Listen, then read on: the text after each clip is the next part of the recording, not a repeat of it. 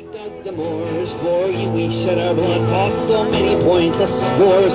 Now you try to tell us there's nothing we can do. You say the world around us belongs fairly to the few, but about 6 billion people no doubt will agree this world is our home, not your property. It's the commons, our right of birth.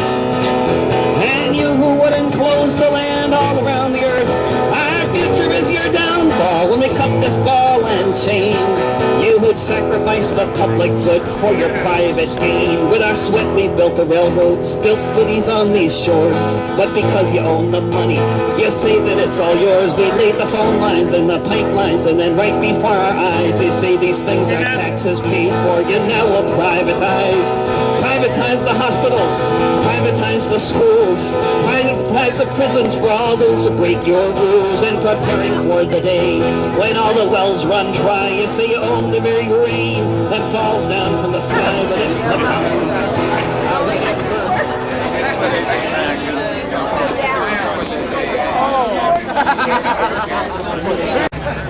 Why are we here? Education professors. Okay, so there we go. A 1 and a 2 and a 3. All right. It works. Okay. Oh, How to spell it? Someone else did A lot of them. Oh, really? Yeah, so far.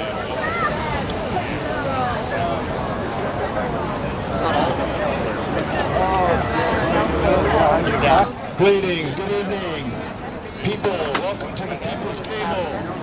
We got people kind of moved out this way a little bit for our speakers and our performer tonight.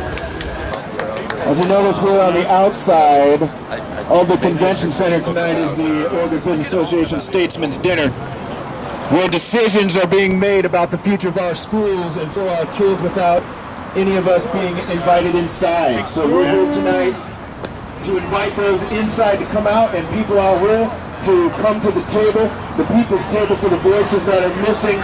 My name is Evan Selby and I'm a public school teacher, proud public school teacher. And I teach out at Reynolds High School in East County, which for those of you in Portland is east of 122nd, that direction, kind of the unknown, forgotten Portland, where a lot of our students come from that have been moved out because of gentrification here in Portland, now out in East County. And for those of you that don't know, in Reynolds, we went out on strike a year and a half ago. And the reason we went on strike has a lot to do with what's going on inside the convention center tonight and the corporate reform movement that is trying to sabotage our public education system and make our children into nothing more than just kind of automatons that cannot think for themselves with the standardized testing, scripted curriculum.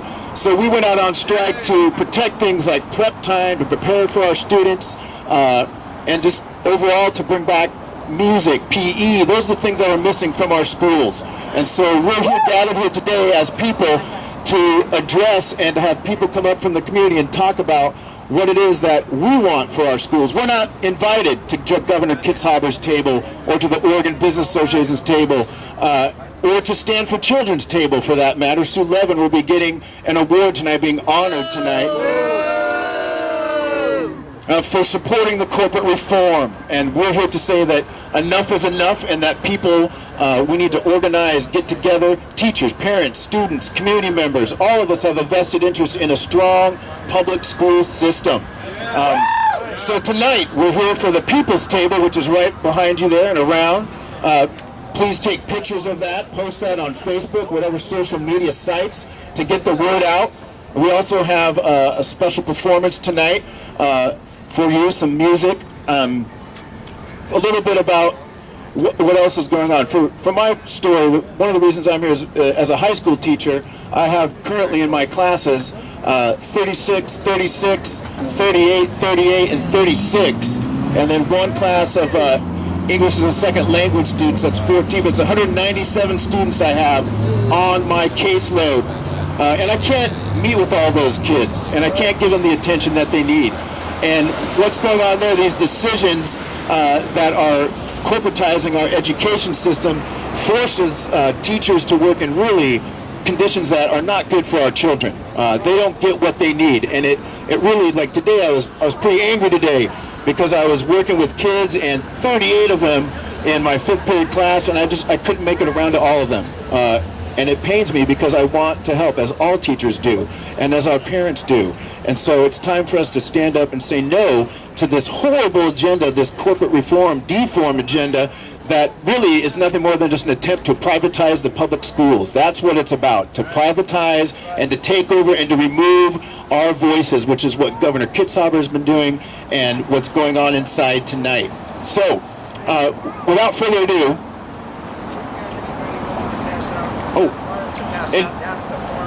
if there's anyone willing to pass out any flyers down MLK here, down that direction, we'd be, and people coming into the dinner tonight, which they'll be entering down there, if there's people that are willing to do that, you can come on up here and grab some flyers. Steve has those. But we're going to go ahead and have David Rovics come up here, internationally famed folk singer, maybe a modern, Joe Hill labor singer, here to come and sing a few songs for you. So please welcome David up here to the microphone.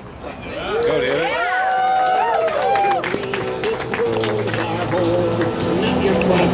It's the commons, our right of birth. And you who would enclose the land all around the earth, our future is your downfall when we cut this ball and chain. You who'd sacrifice the public good for your private gain. With our sweat we built the railroads, built cities on these shores. But because you own the money, you say that it's all yours. We laid the phone lines and the pipelines, and then right before our eyes they say these things are taxes paid for. You now will privatize. Privatize the hospitals, privatize the schools, privatize the prisons for all those who break your rules. And preparing for the day when all the wells run dry, you say you own the very rain that falls down from the sky. But it's the commons, our right of birth. And you who own the water all around the earth, our future is your downfall when we cut this ball and chain. You who sacrifice the public good for your private gain. You claim to own the harvest with your Terminator seeds. You claim to own the genomes of every animal that breeds. You claim to own our culture and the music that we play. And with each song that we download to your coffers we must pay. You would even own my name and you'd say it's for the best. Maybe you'll let us on your radio if our songs can pass your test. You own country, you own western. You say you've given us a choice. You may own the airwaves, but you'll never own my voice. It's the commons, our right of birth. And you who own the music all around the earth, our future is your downfall when we cut this ball and chain. You who sacrifice the public good for your private gain. It's the commons, our right of birth. And you would own everything all around the earth, our future is your downfall when we cut this ball and chain. You would sacrifice the public good for your private gain.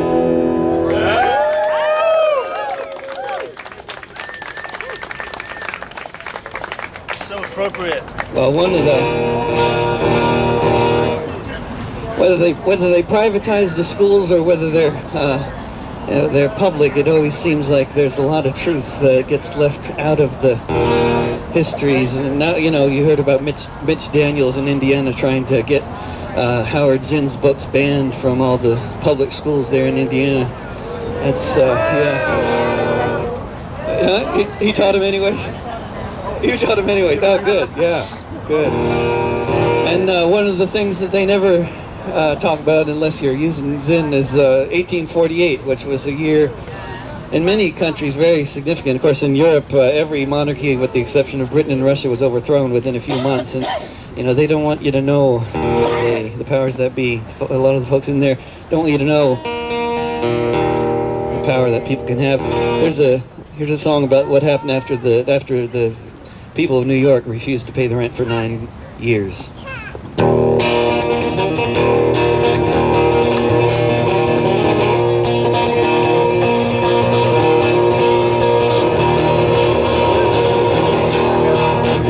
Naturals came from Holland to America, became landlords where none had been before. Soon one man owned 500,000 acres on both sides of the Hudson River shore. He invited families to move in and give him 30% of everything they grew every year. This is how they pay the rent. His name was Rensselaer. He became one of the richest men on earth. In today's terms, $90 billion is how much he'd be worth. All this for doing nothing, but saying all of this was his. I have the power of the state behind me, and I'm in the landlord biz. After 200 years of this, and one revolution won, another Rensselaer had another son. And this Rensselaer was greedier than his ancestors dead and past. It was the 1840s, and things were changing fast. It was the straw that broke the back. The bottle was uncorked. They started organizing meetings, the tenant farmers of New York. They found the strength of numbers. They found the power of suggestion. They found each other asking the same question. Who gave you the right to be a landlord? To live a life of ease while others toil? Who gave you the right to be a rich man while the rest of us pay you so we can work this soil? They vowed they would stop the rent collection. They vowed they'd bring this madness to an end. And when one blew the tin horn of distress, he soon found he had 1,000 friends with calico skirts, masks upon their faces, on horseback, armed with knives and guns. They chanted and they yelled and they kept their farms. They kept the sheriffs on the run. They asked, who gave you the right to be a landlord? To live a life of ease while others toil? Who gave you the right to be a rich man while the rest of us pay you so we can work this soil?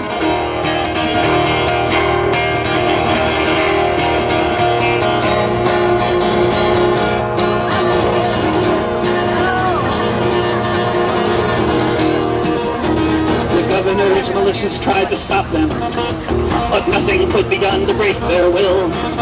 And by 1848, the landlords buckled, sold their holdings to the farmers in the hills. Yes, they overthrew this feudal system, but it's replaced now by speculators and banks. And you can still hear the homeless families asking of all the landed gentry in our ranks, who gave you the right to be a landlord? To live a life of ease while others toil? Who gave you the right to be a rich man while the rest of us pay you so we can work this soil? Who gave you the right to be a landlord? To live a life of ease while others toil? Who gave you the right to be a rich man while the rest of us pay you so we can work this soil? Who gave you the right?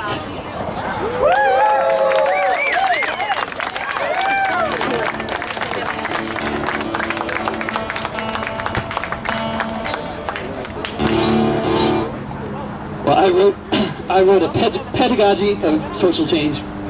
I spend a lot of time in Europe, and I still don't know what pedagogy means, but I bet there's somebody here who does. And but I tried nonetheless to write a pedagogical song, and I'm not sure if I accomplished that because I'm not sure what pedagogical means, but I believe this is a pedagogy of social change in 3 minutes.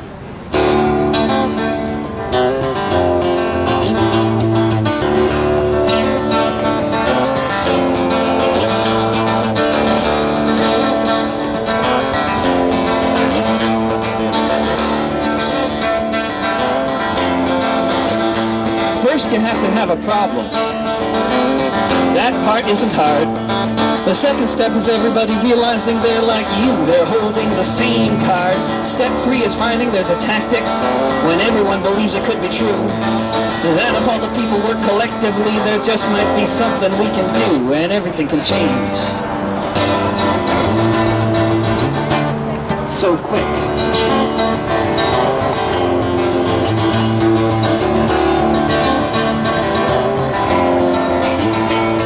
Senators and businessmen and TV sets will try hard to make sure it isn't so. You don't have a problem. And if you do, it's not the same problem.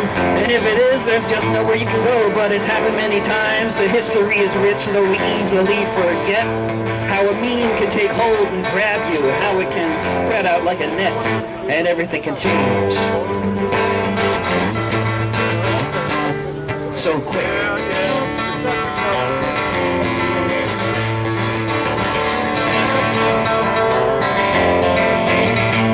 They'll say we are lost or we're dreaming, or they'll make a dream for us. They'll try to come up with a good story about why we belong at the back of the bus, about why we belong in this position, about how we don't know what we meant, about how there most certainly isn't any such thing as the 99%, but everything can change so quick. Everything can change so quick.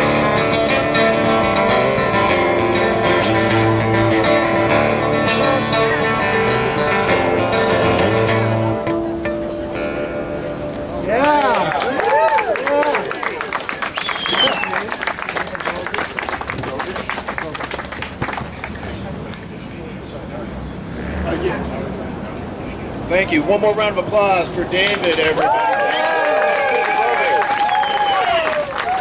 Singing truth right there through music. And again, we're going to have a few speakers come up here to have their voices heard, people that should be inside helping make the decisions for our children. But also want to thank groups for coming. Jobs with Justice here tonight. Also the Laborers 483 here. Because we're all in this fight together. That's what we need to realize, is that it's all of us. And we need to break down the divisions and the barriers that separate us at times, whatever that is, and realize that we're all in this together, right? And that we need to step it up and get more people. So next Monday, actually on Monday, there's a rally out at the Portland School District at 501 North Dixon. If you haven't heard, the Portland teachers are under attack by the school district, and they're facing some really serious things against their contract. So if we could be out there next Monday and invite people to come at 5 o'clock, we'll get together, we'll rally, and then we'll go inside of the board meeting and let the board know that we want that contract settled. We don't want to have what happened out in East County. That should not happen, right? That's a waste of time, and it's nothing about helping the kids. The district's trying to bust that union, and if they bust Portland's union, then they're going to bust all the other teachers' unions as well. So, I want to bring up Susan Barrett. She is a co-founder of Oregon Save Our Schools and a parent in the Portland Public Schools, and one of the voices that should be inside. Please give a round of applause and welcome Susan to the mic. Thank you very much. So I guess I was asked to speak here tonight because I used to be a member of Stand for Children. Used to be a member. And Stand for Children is, of course, the organization that Sue Levin is the executive director of here in Oregon. And she is receiving the Statesman of the Year award tonight. And I believe I heard this described, or her work described as brightening children's futures.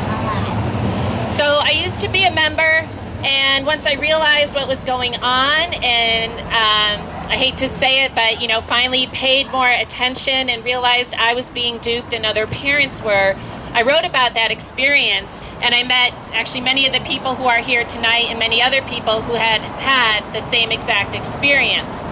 I had joined STAND because I was frustrated as a parent in our public schools at all the inequities that I was seeing. I hated seeing that some kids had access to more programs than other kids.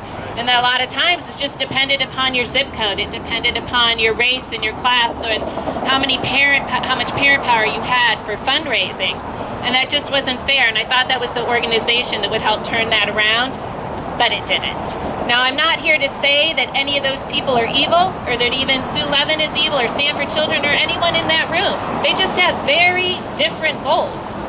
And if they want to improve education and truly brighten children's futures, then they need to be at this table with the people who have their kids in public schools, with the teachers who work in our public schools, with our students in our public schools. That's who they need to talk to. And that's not happening. Now, I do think she deserves an award from the Oregon Business Association because she helped them tremendously in achieving their goals. They have 3 main goals, and they really pursued them hard. It was cutting PERS, redesigning our public education system, and building the bridge, the CRC. We won't talk about the last one here tonight. And she did a tremendous job. And she is a marketing expert. She was something, I think I wrote it down, she was like the U.S. global marketing person for sports at Nike for 5 years, the global director of women's sports marketing at Nike. Nike, Nike, Nike, Nike. That is what we have been hearing this year. 2 special sessions. Swoosh, there goes our programs for our kids. There goes your retirement, right? 2 special sessions, and look what they did. The first one locked in a tax break for Nike for the next few decades. Okay, my kids will almost be ready for retirement at that point. And then the next special session cut retirements for people. And I hate to say this, I mean no disrespect to anyone, but it was sort of like going after the low-hanging fruit, going after the people who are already dedicated to serving our most vulnerable populations, to our home health care workers, to our teachers, and so forth. And you know what? We could use Sue Levin's marketing experience because we need someone with great marketing experience at this table to get Nike and all these other corporations to pay their fair share of taxes. I'd give an award to someone who could make that happen. So what we need is those people out here at our table, and we really need to fight together for Oregonians and for our students. Thank you. Thank you, Susan. Exactly. Next up, we're going to have Greg Burrow, part of PAT, Portland Association of Teachers, up here to give a few words. Welcome, Greg, to the microphone. All right, I am a teacher. And my message tonight is simple. Inside, they are honoring Sue Levin for all her hard work to balance the budget on the backs of state retirees. That's right. Right? And you'll pardon me for reading. I'm bad at memorizing speeches. Right? Out here, many of us are teachers whose ability is being wasted by bad tests, whose time is being misused giving these tests, right? Whose school resources are squandered, like computer labs full of kids testing for weeks, unavailable for research, right? Unavailable for the things that kids really need to learn, right? I did a sub job the other day for an ESL teacher. It's a month after school and they're not teaching. They're giving ESL tests. And if you saw the quality of those tests, you'd understand why this is a waste of time, money, and resources. Yes. Right? There's the cost of the test. The profits are going to companies like Pearson. Right? So, but I gotta tell you, if we don't address the 2 big issues, we are lost. Issue number 1, corporations are not people. That's right. Issue number 2, money is not speech. So everybody, please go to every protest that moves you. But remember, we can't go to every Keystone Pipeline protest. We can't go to every liquid natural gas terminal protest. We can't go to every big coal train protest. We can't go to every, oh boy, I got a long list of them here. Trans-Pacific Partnership. Trans-Pacific Partnership. We can't go to protest the fact that Walmart workers are the highest recipients of Medicaid because we don't tax Walmart enough and they don't pay a living wage to their workers, right? And it's all part of the corporate agenda that is fueled by the money. So we got to get the money out of politics, right? So I hope you will stand with me at the bargain to make sure that teachers get a contract that allows them to create the schools students deserve. I hope you will stand with me as we repeal the Citizens United decision and get an amendment that takes corporate money out of politics. Thank you. Hear, hear, Brother Greg. Hear, hear. Indeed. Absolutely. Now we're going to hear from a student voice. Some of you may know, but Elijah from Cleveland High School, a senior at Cleveland High School. Give it up for Elijah. Hi, thank you.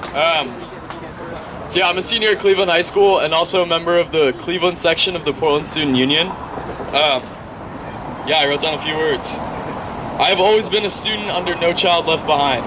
During this time, I have watched cut after cut and teachers be left with the blame of poor decisions made by lawmakers, politicians, and lobbyists. I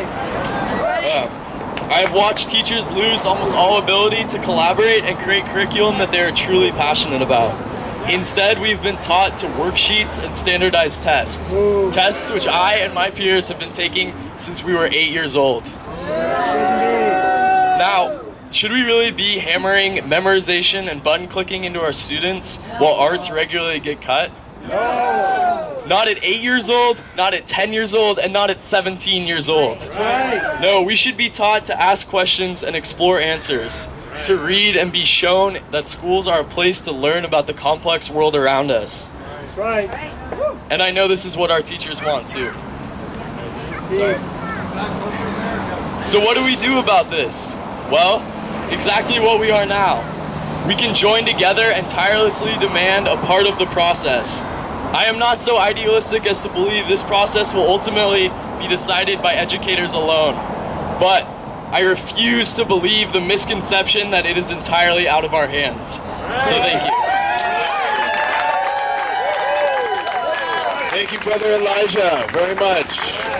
Indeed, testing is just out of control. Even our kindergartners are being tested for how many sight words they can recite. It is ridiculous. It's driving the imagination and the creativity out of our schools, which is what we're going to need in order to meet the challenges that we are all facing. The next speaker to come up here, representing Labor's 483, Travis, come on up to the mic and have a few words. Thanks, Evan. This is hard for me because I'm here to talk about what's going on with our negotiation right now with the city of Portland. I am a recreation worker. My name's Travis. I work for Portland Parks and Recreation, and I work out at Park Rose High School. I'm a Sun School coordinator out there. Many of you guys are familiar with Sun Schools if you work in schools. There's over 70 sites in Multnomah County, and they're all run by different nonprofit organizations. Mine happens to be one of the better paying sites, or one of the better paying organizations. They pay a living wage currently through Portland Parks and Recreation. We actually make the same wages that the professional recreation workers make in the community centers. My wife's a teacher in David Douglas District, and so I get to experience a lot of this not only firsthand by working in a school for the last 8 years, but also from going home to somebody who's dealing with all of the stress and burdens that a teacher faces in their job. So I'll talk a little bit about what's going on with the city. I was working out at Park Rose a couple years ago when they were facing a potential strike, and I see a lot of the same tactics going on right now from the city's bargaining position that I saw from the school district's bargaining position. Really just kind of stonewalling unions and saying, this is the best contract you're going to get early in the process, and being really unwilling to budge on any issues. One of the main issues they're really trying to push is contracting out language, which essentially would be privatizing the labor that's currently being done by public workers. One of the things that I try to really impress to people is that public workers acquire institutional knowledge that allows them to become professionals, just like teachers. There's a lot of nonprofit organizations that run Sun Schools that they turn staff over every 2 to 5 years. And if you've worked in one of those schools, you've seen the growing pains of a new staff member coming in and learning the ropes and really being able to provide the services at that same level. I like to think about it in the same process of like a child or anybody else or any other process of growth, where you have this infancy stage where you're really learning what the boundaries are and what the barriers in place are and how to really navigate those systems and get the most out of that environment or that community, and then really building trust and relationships in those communities to be able to provide a more robust program of services. We're at risk right now with our community centers of losing that institutional knowledge, and we're at risk of losing that institutional knowledge in our trades as well with our DCTU. We're all facing the same the same constraints and conditions of trying to do less with, or to do more with fewer and fewer resources. And so I just really wanted to come out today and share that and try to help raise the awareness of what's going on with our negotiations with the city, and really community support is going to be huge for us in being able to share this message as this issue potentially escalates. And I was talking with Evan before, there's not very many jobs where you would show up on the job and somebody else who doesn't do the work would tell you how to do your job. We are professionals. I've been doing my job for the last 5 years. A lot of the people who work with me have been doing their jobs for 10, 12, 15 years, working in their sites, developing relationships with their communities, and we just want to be able to continue making a living wage to provide that professional service to our communities. So, thanks. Thank you, Travis. Thank you. Next up, coming up to the mic is Umi from SEIU 503 in Hyphy. Housing is for everyone, and talking from that angle.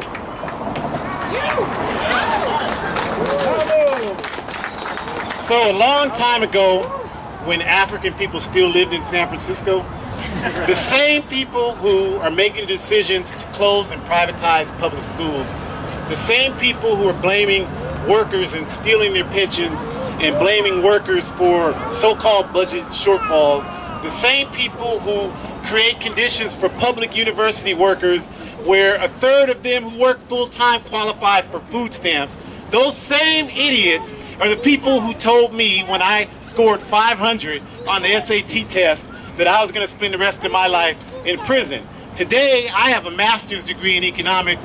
My daughter is a public school teacher in California. So you won't convince me that these fools know anything about what they're talking about. So I don't want to be in that room. I don't want to be in that room because the power is not in that room. The power is here. The power is with the masses of people. So there are all kinds of examples, you all, about what needs to happen. The question is whether we're serious enough to follow through with it. With the university workers in this state just now, just got a pretty damn good contract, and the reason why it happened is because they were ready to strike. But what caused the university administration to buckle is because students were organizing massive walkouts on campuses. The law school students at U of O said they were not going to cross the picket line. Professors were going to have their classes off campus. My point is, everybody always talks about the civil rights movement, but we ain't ready to pay the prices those people paid in the 1960s. And power concedes nothing without a demand. Power concedes nothing without a demand. So we could have nice rallies, we could have church rallies and feel good and go have a beer afterwards, but nothing is going to change until we decide we're going to make it change. And that means that we're going to have to make the same sacrifices. We don't clap on that because we want to have that beer, but we don't want to do what we need to do to make change. The power is not in Salem, y'all. The power is with you. So what we have to do is we have to make sure everybody is in some organization working for justice. Everybody. You can't just come to a rally and leave. Everybody's got to be involved in something that's about positive social change. I'm in 4 organizations. You know why? Because some of you ain't in no organizations. That's why.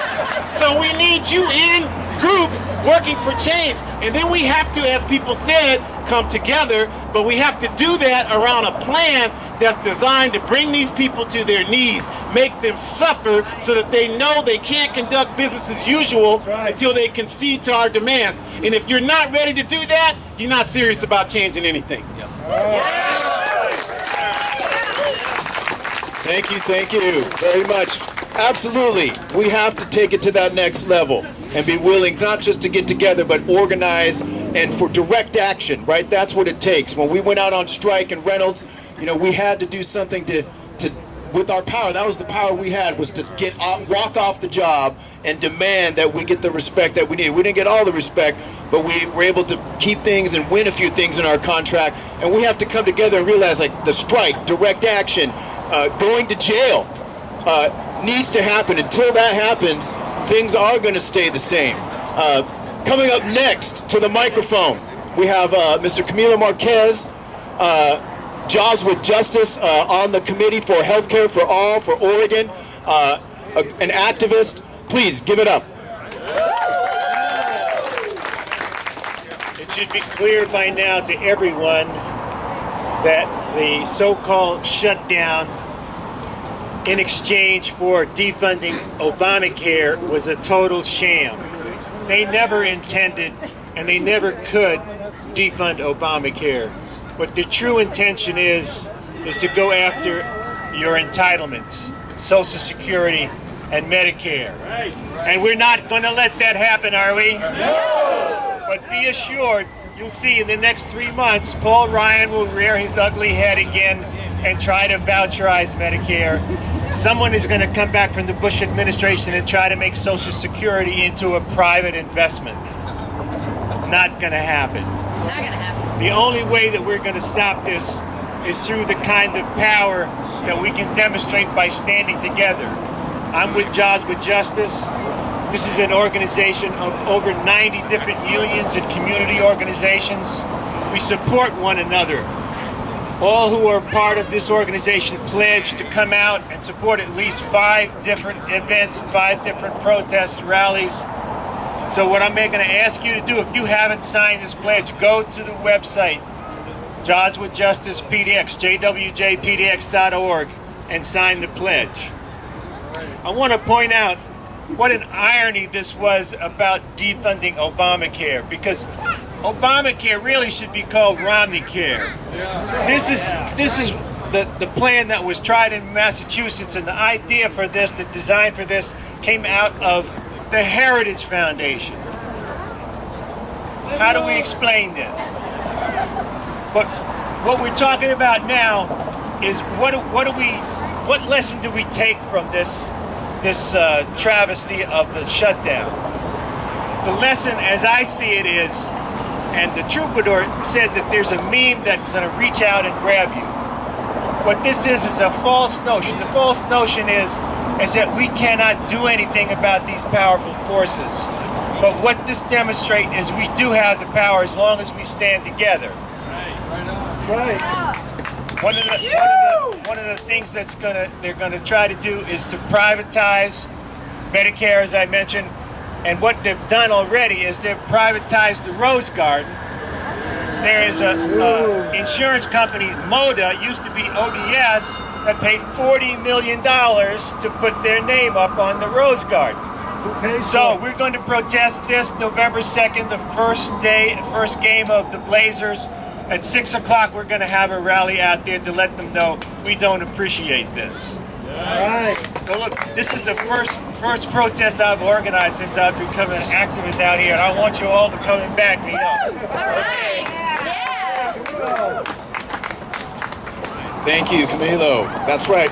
First game, MODA Center, which I have MODA coverage, unfortunately. As a teacher, we have 2 options. They're not good, either one of them. As we all know, the rates keep going up and the healthcare gets worse. Coming up next to the microphone, we have a Portland School Board member that is here with us that's going to say a few words. Steve Beal. Come on up, Steve. Thank you. Thank you all for coming out. Speak louder, Steve. Got to get real close, okay? Thank you all for coming out. Really appreciate it.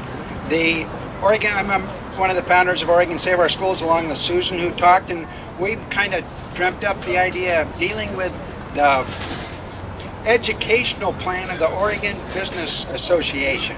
And 2 years, and it's a terrible plan, and it's the one that they pushed through the state, and the governor grabbed it up 2 years ago. The governor said, let's take your plan, and he sent it into a group called LearnWorks, and LearnWorks then came up with the plan, and it was headed up not by an educator but by Duncan Weiss, who's a business person.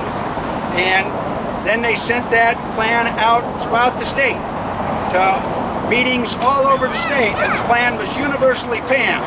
And they brought the plan back and said, okay, let's send it into secret meetings, literally secret meetings that you couldn't go to, headed up again by Duncan Weiss. Then they came out with the exact same plan intact and sent it to the OEIB, who then took the exact same plan and sent it back out again all over the state. And they literally had 8 meetings, hundreds of people at these meetings, and there were 5 people who supported the plan. They took the plan back, intact again, and sent it down to the Oregon Department of Education as the strategic plan for the education in the state of Oregon. That's where it came from. It's unbelievable. Now, what really makes me mad about this is, and I'm going to go to my notes here because I wanted to make sure I didn't miss anything. What really makes me mad is this. The ed reformers say that education is a civil rights issue of our time, and their plans are the response to that issue. They aren't. And certainly their response is closer to that of the white citizens' councils than those of civil rights leaders. If they want an analogy from the 60s, they should stick to the Vietnam War. The Vietnam War was built on lies. The education reform movement is built on lies, the biggest being our schools are failing, and more testing, teacher accountability, and data will correct the problems. The war was run by war profiteers. The reform movement is run by education profiteers. Young men and women were sent off to Vietnam to die so the war profiteers could make money. The education of our young children is weakened so the education profiteers can make money. The draft before the lottery disproportionately drafted young people of color and poor people and sent them off to die. The reform movement disproportionately burdens the schools of poor children and children of color with labels, a narrowed curriculum, and top-down mandates which hinder their schools and feed the school-to-prison pipeline. Remember the phrase, those of you who are old enough, a lot of young people, you're getting a history lesson here. We needed to destroy the village in order to save it. Remember that? Which truly showed the absurdity of the pro-war arguments. Well, the ed reformers could say, we need to destroy education in order to save it. And finally, it took a long time for people to understand that we needed to get out of Vietnam, and it's taking a long time for educators and the public to understand that we need to withdraw from the corporate educational reform as a solution. But if they do figure it out and we keep fighting, they will do it. You know, if Pogo, remember Pogo years ago? If Pogo was speaking at the Statesman's Dinner tonight, inside that building, he would be right at home telling the OBA in his immortal words, we have met the enemy and he is us. Now, I went down to the OBA and called them up and said, how about letting us pass out literature in your lobby? Nope, wouldn't do it. And I said, don't you believe in the First Amendment? Evidently not. And then I said, could we, is there anything that we could do? Can we go inside and anything, pass out literature? No. And then they pushed us clear out here. And so, just to prove that we're better people than they are, in a lot of ways, we invited an OBA guy out here to speak, because they won't let us in there, but we'll let them out here.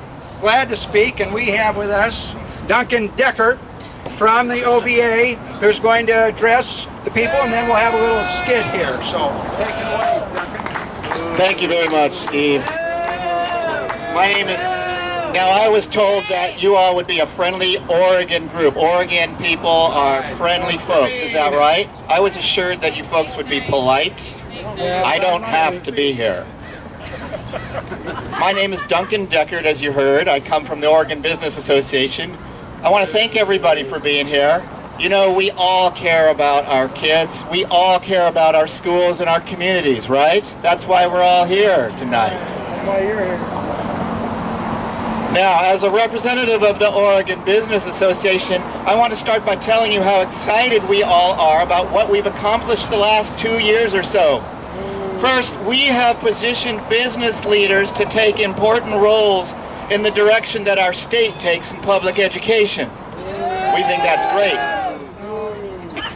Now, can you hold off on the booze there, please? We have loaded up the Oregon Education Investment Board with key business leaders. We think schools should be governed efficiently, as only a good business executive knows how to do, using market-tested practices and merit pay incentives. Now hold on, folks, I've got some more good stuff. Hold on, hold your applause. Pay your taxes.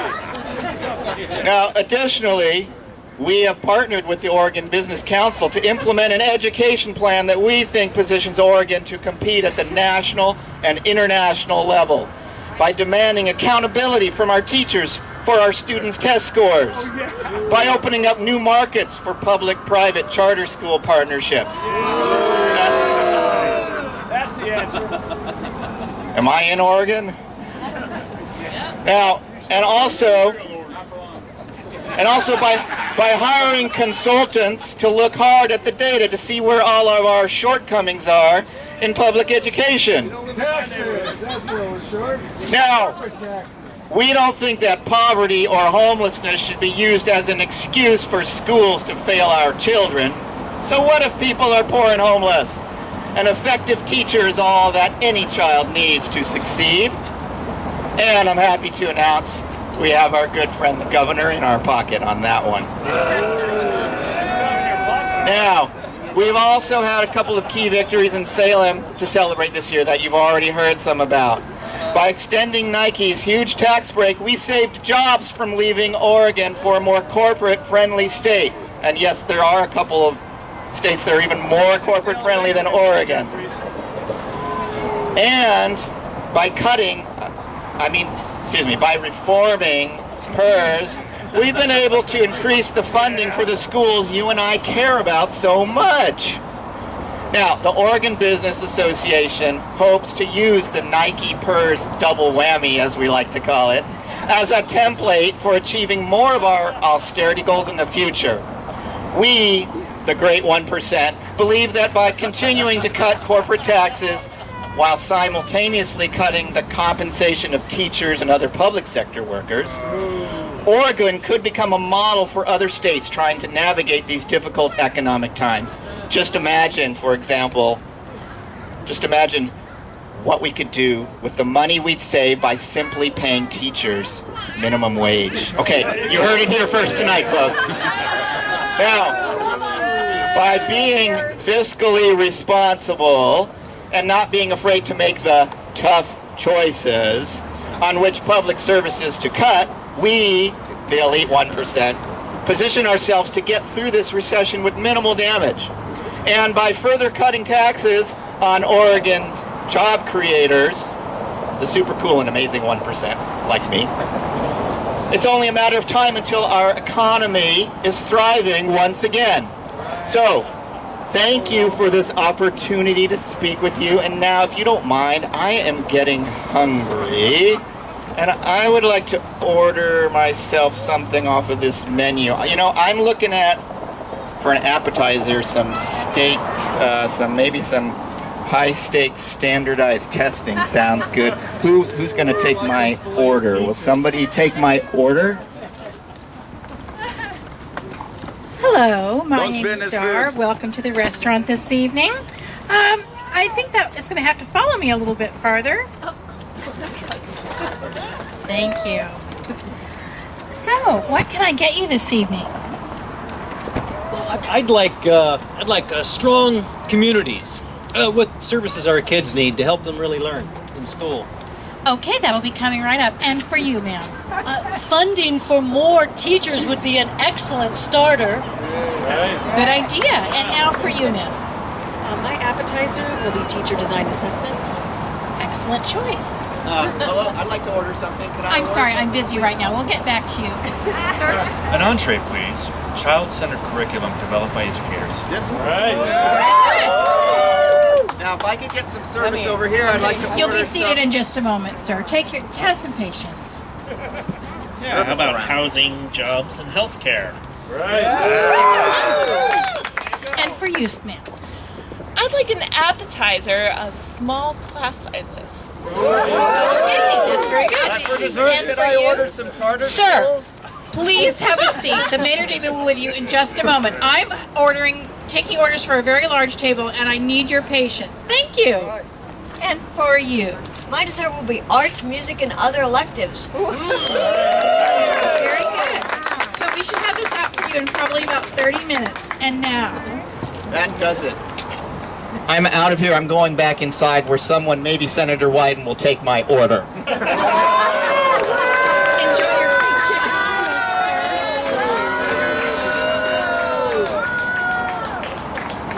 Mr. Deckard. Where are you going? He just guess he doesn't want to sit at the people's table. But whose table is this? This is our table? Whose table? Our table! Whose table? Our table! Whose schools? Our schools! Whose schools? Our schools! Whose community? Our community! Whose community? Our community! That's right, it's our schools, our community, and it's time for us to let those inside know that that's what we're here for. So we're going to, for those that want, we're going to take a little march down, because they're entering down there, and that's where the entrance is for this gala event, which Mr. Deckard just took off. Oh, Mr. Deckard may be coming back. But that's where he just went that direction. So if you've got a sign, a picket, a handheld sign, a banner, Steve Beal, our Portland School Board member, is going to lead us on a march down this direction. Get moving a little bit as it gets cooled off here, warm up the blood, and let the OBA know that the people are out here and we demand to be at the table.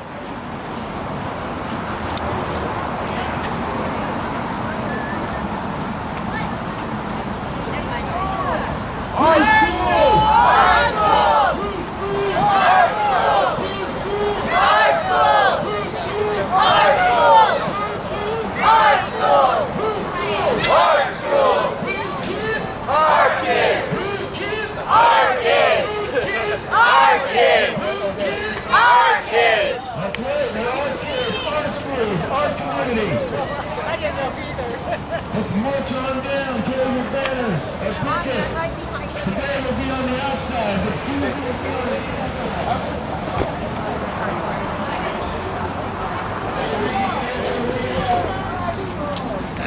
All right.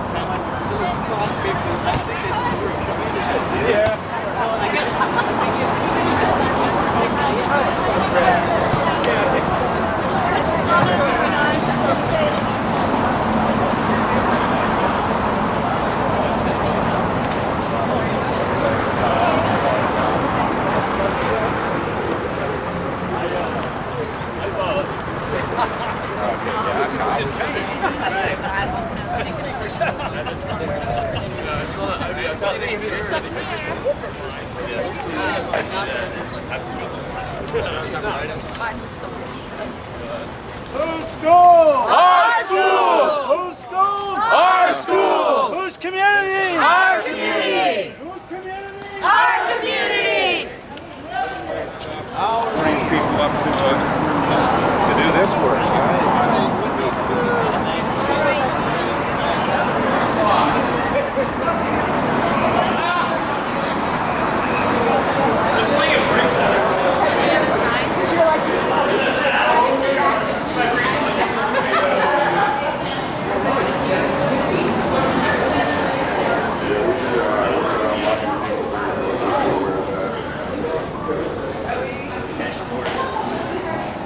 How long does the event go on?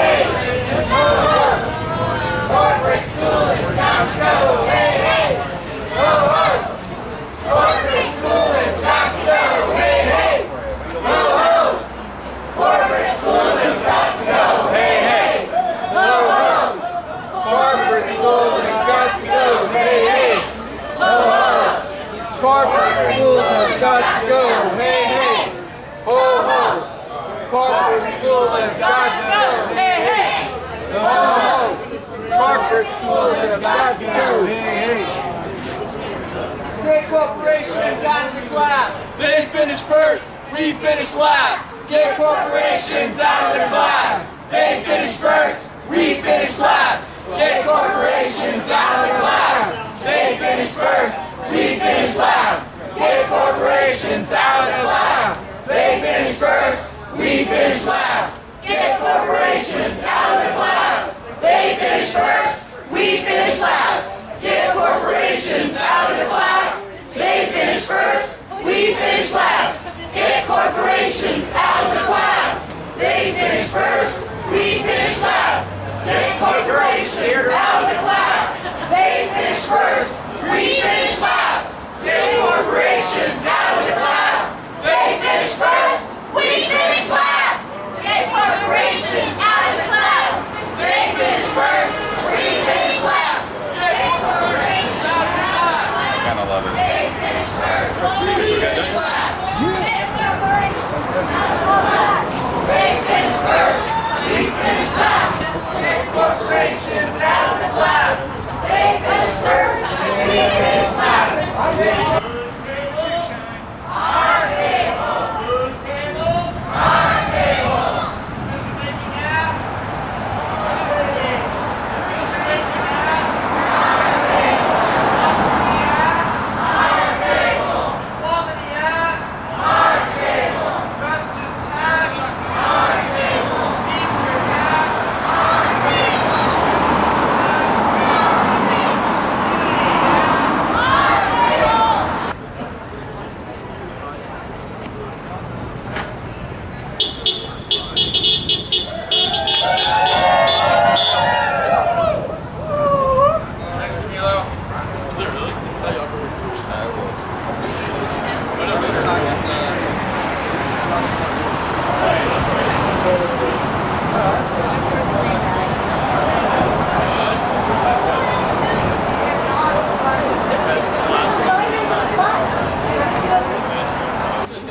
So if we walk away from this event here tonight, what's one thing that we should remember? I think the one thing that we ought to remember is that the people at this Oregon Convention Center for the Business Alliance, they're the ones who are telling the politicians how to spend our public funds. But the public can come together, and start saying, no, these are our funds. It should be for our good, not the corporate good. That's why we're out here tonight. Good enough. So come up with that and come to the next one. Yep. and the point is, the corporations are in there having discussions about stuff while the citizens, the teachers, and the students are outside here. That's right. Yeah. The corporations and the politicians. Thank you. They're all in there. And you who would enclose the land all around the earth, our future is your downfall when we cut this ball and chain. You who'd sacrifice the public good for your private gain. With our sweat we built the railroads, built cities on these shores. But because you own the money, you say that it's all yours. We laid the phone lines and the pipelines, and then right before our eyes they say these things are taxes paid for. You now will privatize. Privatize the hospitals, privatize the schools, privatize the prisons for all those who break your rules. And preparing for the day when all the wells run dry, you say you own the very rain that falls down from the sky, but it's the commons.